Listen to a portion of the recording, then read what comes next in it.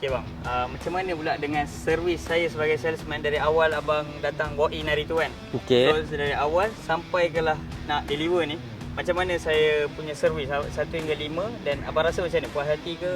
Okey, kalau untuk servis Sidon, saya bagi 5 juga 5 star lah sebab servis dia memang terbaik.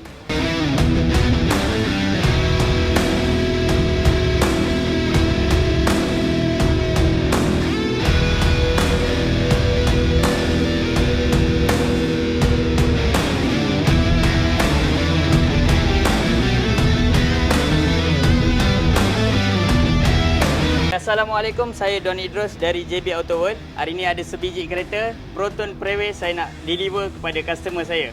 Okey, saya nak interview customer saya. Nama abang dan abang dari mana bang? Assalamualaikum. Okey, nama saya Muhammad Ali Ashraf lah. Boleh panggil Alif lah. Saya daripada Batu Gajah, Batu Gajah Perak. Okey bang, pertama sekali abang masuk JB Auto World ni, macam mana perasaan abang? Abang tengok kereta dia, macam mana abang punya perasaan? Pertama kali saya masuk JB Auto World tu memang otak saya fikir nak preview lah, tengok wow, preview dia memang wow lah. Cantik gila lah.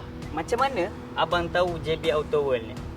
Oh, pasal JB Auto World saya dapat daripada TikTok, daripada video-video Don lah.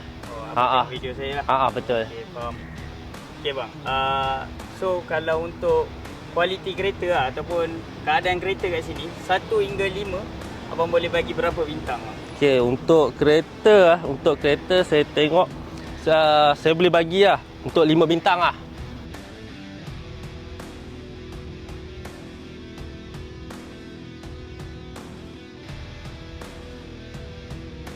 Lima bintang full saya bagi. Memang saya puas hati. Okey bang, macam mana pula dengan servis saya sebagai salesman dari awal abang datang walk in hari tu kan? Okey. So dari awal sampai kelah nak deliver ni, macam mana saya punya servis 1 hingga 5 dan abang rasa macam mana? Puas hati ke? Okey, kalau untuk servis Sidon, saya bagi 5 juga 5 star lah sebab servis dia memang terbaik. Memang syok lah. Okey, baik. So, bab urusan lah abang kan abang urusan ujung bulan 12 hari, sekarang awal bulan. So, abang rasa cepat ke macam mana?